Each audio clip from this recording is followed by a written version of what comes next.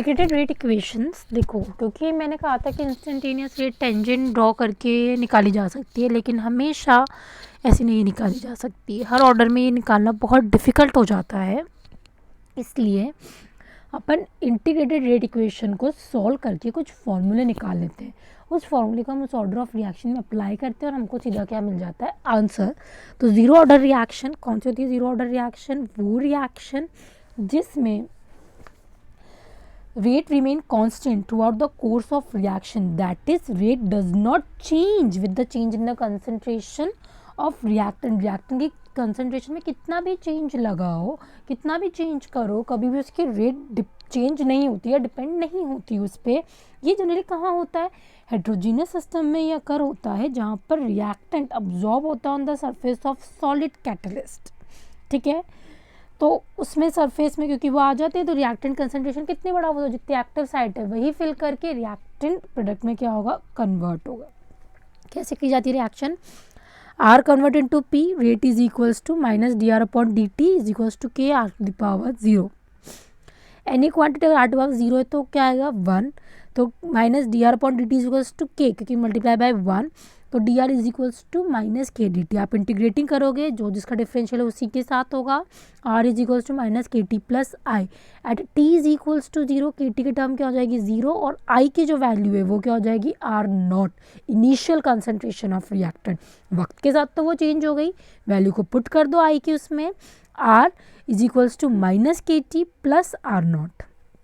अब टी वाली टर्म एक तरफ ले लो, के टी वाली टर्म एक तरफ ले लो, सीधा एक्सप्रेशन बनेगा K is equals to R naught minus R upon T. जब भी आपको कोई भी जीरो ऑर्डर रिएक्शन दी जाए, कंसंट्रेशन दी जाए, आप चाहो तो के यानी कि रेट कांस्टेंट की वैल्यू निकाल सकते हो, आप चाहो तो टी टाइम टेकन की निकाल सकते हो। ठीक है, ये ग्राफ दे रखा है concentration of R versus time taken, ये तो आप बहुत ईजिली ड्रॉ कर ही सकते हो। Y is equals to M X वाले जो ग्राफ होते हैं वो बिल्कुल ऐसे निकलते हैं, y is equals to M x plus c. तो अपना सी भी बहुत अच्छे से आपको दिख रहा है। वाई पे तो हमने क्या ड्रॉ कर दिया, आर। एम क्या अपना माइनस के नीचे की तरफ आ रहा है, माइनस आया इसलिए स्लोप कहाँ जा रहा है, डाउनवर्ड जा रहा है। अगर ये माइनस नहीं आता, पॉजिटिव आता, तो अपना स्लोप कहाँ होता, ऊपर की तरफ, याद रखोगे। और सी क्या है हमारा, आर नॉट, तो आर नॉट आपको दिख रहा है इंटरसेप्ट है। Okay, the next we came to first order reaction. आपको एग्जाम्पल याद रखना है, थर्मल डिकम्पोजिशन था इसका, एच आई का on gold surface, an example of zero order reaction. अब हम आते हैं first order reaction convert into product rate. कैसे लिखेंगे, minus D R upon D T is equals to के आर। फर्स्ट ऑर्डर है मतलब 1 लिखा हुआ है तो आर आएगा। आर वाली टर्म को एक साइड रखो, टी वाली टर्म को other side. Minus D R upon r is equals to minus k d t. Integrating करोगे, log on r is equals to minus के T plus I.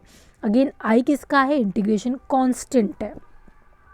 when t is equals to 0, r is equals to r naught. ठीक है, log r naught is equals to i, क्योंकि हमने उसको तो 0 हो ही गया था, तो log on r is equals to minus के टी प्लस log on r। K t उधर रह गया, log on r इधर आ गया, किस में जाएगा, रेसिप्रोकल में। k is equals to 1/t log on r naught upon r। ठीक है, आप दो अलग टाइम पे लोगे तो पक्की बात है वैल्यू क्या आ जाएगी, log r1 upon r2 is equals to K T2 minus T1। Generally अपन 1 में भी कर सकते हैं इसको। जब आप पूरे एक्सप्रेशन को सॉल्व करोगे तो सबसे इंपॉर्टेंट एक्सप्रेशन जो आपको दे रखा है, k is equals to 2.303 upon T log R naught upon R. R naught initial concentration upon R सबसे इंपॉर्टेंट रहा है और ये आपको याद रखना है।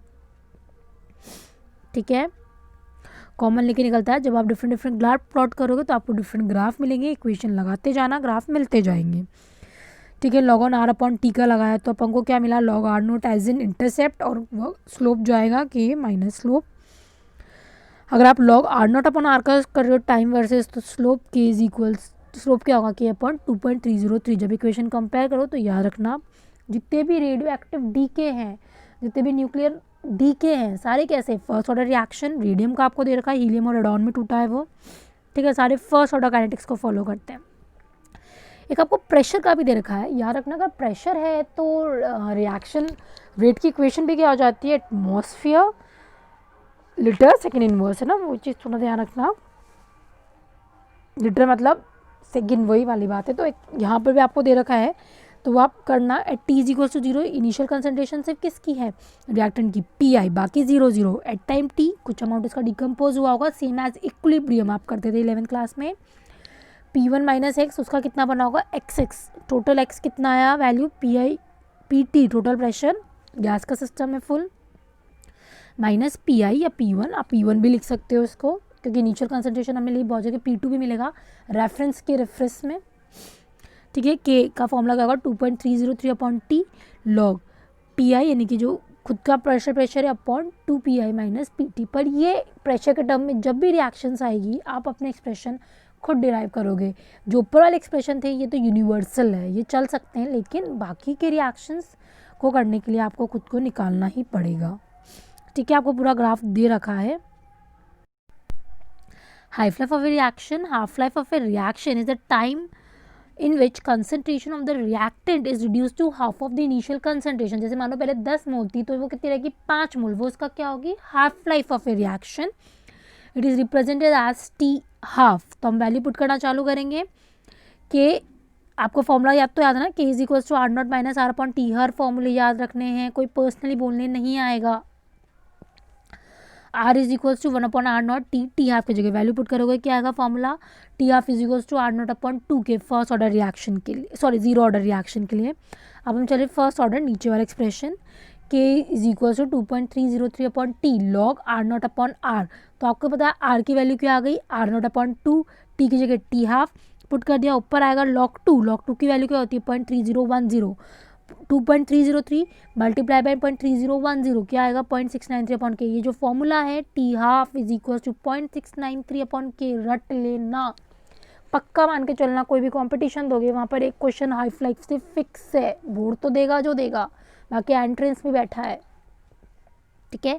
फर्स्ट ऑर्डर के लिए जब हम देख रहे हैं कंसंट्रेशन कहीं डिपेंडेंट नहीं है, हाफ लाइफ कोई कंसंट्रेशन डिपेंडेंट नहीं है। जबकि हमने जीरो ऑर्डर में देखा था तो कंसंट्रेशन डिपेंडेंट था, डायरेक्टली प्रोपोर्शनल था, और यहाँ बात करते तो इंडिपेंडेंट है। तो for zero order reaction T half is directly proportional to initial concentration. For the first order reaction T half is independent of R0। Formula आपको दोनों के याद होने चाहिए, ग्राफ आप निकाल लोगे पर आपको ग्राफ की प्रैक्टिस आनी चाहिए, ओके।